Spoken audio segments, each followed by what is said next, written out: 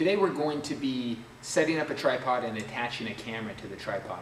This may seem very simple, and in essence it really is, but it's very important. You're going to be attaching some expensive gear to your tripod, and if the tripod falls over or if the camera is not attached properly to the tripod, it could fall off, causing a lot of damage. So we want to make sure we do this properly each time, and that we know how to do it properly. So tripods generally work very similarly. This is a high-end tripod, and it's got latches here, and again, these are very standard. And they just flip up, and then the tripod telescopes out. Some of them have where you twist to unlock it, but most tripods nowadays have these deals here. What I like to do when I'm setting up a tripod is I like to gauge how high I want it with one leg. So I just kind of visualize how high I want it with one leg. And then once I have the one leg, then I do the others. So then I just pop that down, eye it out to get it level, and then lock the other two legs down, and then you can take the legs apart. And that's a good way to go. You fine tune it, and there's a lever here, and it's a screw lever, and this just unscrews, and I can fine tune the height that way. But most of your height you do want to come from the legs, and most tripods have 2 leg adjustments, so you can get this thing very tall, to about 6 feet. This tripod does have a level on it, and a lot of tripods do. I generally don't use a level. Typically shots are not exactly perfectly, I need this thing leveled.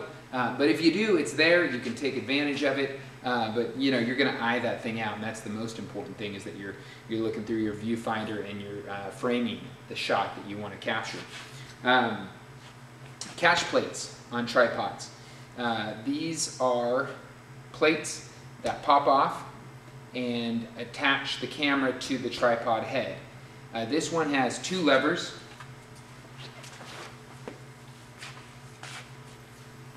It has a lever here and here. This pushes, and then this pulls.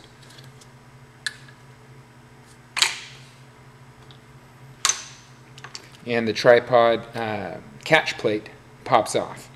And it's spring-loaded, and there's a little brass spring-loaded piece there that once the camera's on there, this slides back in, and then this pushes down and pops it back into place.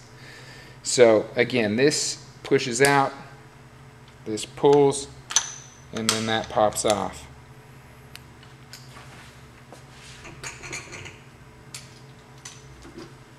The camera will have a threaded bottom piece, and the catch plate, of course, is like a screw, and it screws into the bottom of the camera. Now these are just plastic, so you want to be careful not to cinch it down too much, and that's why it has 2 adjustments. You've got a major adjustment here, and you just kind of do that until it's tight. You don't want to cinch that one down. This one works on resistance against the catch plate and the threaded screw, so you can make that pretty snug. And you do want it snug, but you don't want to really muscle it in there, or you could damage the camera. It does have a general direction for the lens, so it kind of tells you, but at least on this tripod, it's not perfectly towards the lens. It's a little bit off-centered.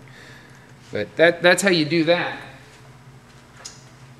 And now we go ahead and attach the camera onto the tripod, and I like to wiggle it just to make absolute sure that this thing is on there. That's the nuts and bolts of this thing. I'm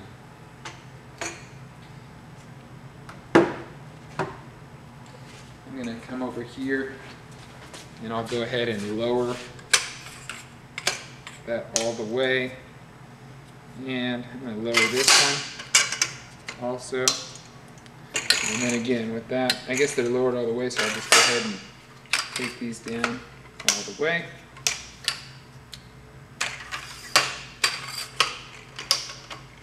And see, that does go very high. I'll lower that. I already have my catch plate attached. I'll tilt this thing down. These work on threaded rods also, so this is your tilt. You also have a side tilt. And again, this is just threaded. I'm just turning that. And then this is your pan. Allows you to pan the tripod. I'll go ahead and tilt that down. And then again, the camera, once you have it set up, you're going to put it onto the tripod, and you're just going to press down on the back of the camera, which is connected, of course, to the back of the catch plate, and it just locks right in. And then just wiggle it just to make sure that it's set properly. And that's pretty much it.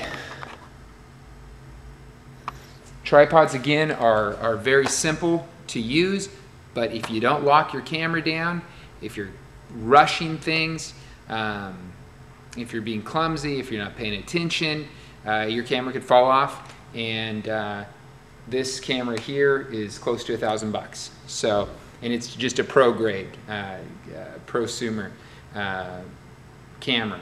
But it's a nice camera with a nice lens, and it's $1,000. So unless you want to replace a $1,000 camera or more, make sure you're taking your time. And that's the most thing. If you just take your time, you'll get everything set up properly, and you will get the shots that you want.